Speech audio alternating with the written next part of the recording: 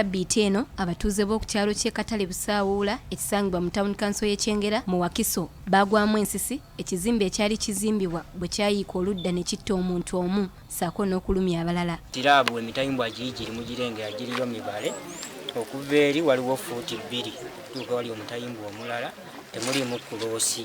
Emitayimbwa amazima ga Nnyabanzaala tegisobola nakalirira Nnyamamwezi ku katimba ke mu kyoto ky'ewange wadde wa muliraano. Olwaleero Minisita wa Kampala Minisita Kabanda atuuseeko mu kitundu kino okwetegereza embeera era asookedde ku kitebe kya Town Council eno ne yeevumba akafubo ne mmeeya w'ekitundu kino Mathias Walukagga. Bano baliko ensonga ze bakkaanyizzaako ez'enjawulo okusobola okukulaakulanya ekitundu kino kuba kiri ku nkungirizi za Kampala.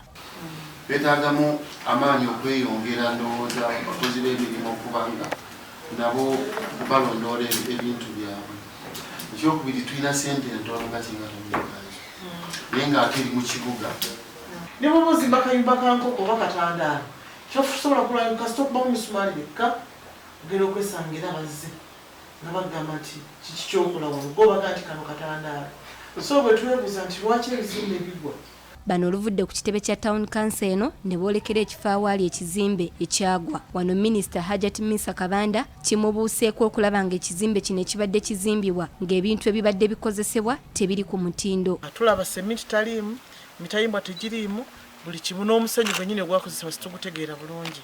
So twagala bakole investigations, twagala Mayor ne ttiimu ye bakole investigations ne Town Clerk batuwe reporting nga Ministry ya Kampala.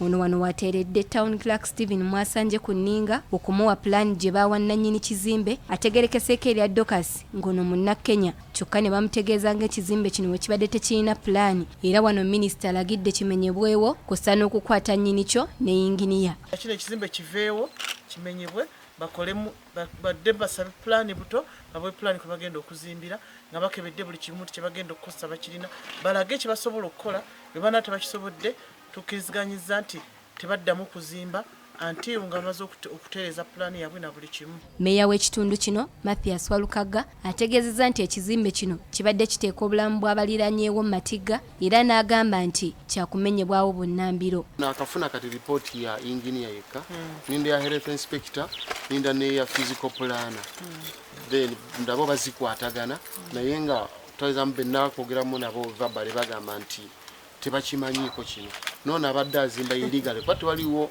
plan eri approved. But even if it's illegally, Mayor, as I know they have to know what is taking place. I'm telling you what they have exactly told you.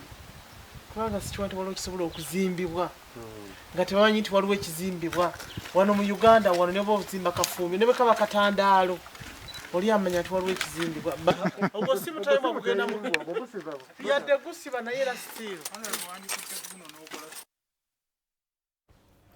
Kale kakati nga tuvuddeyo Minisita w'ebyettaka Judith Nabako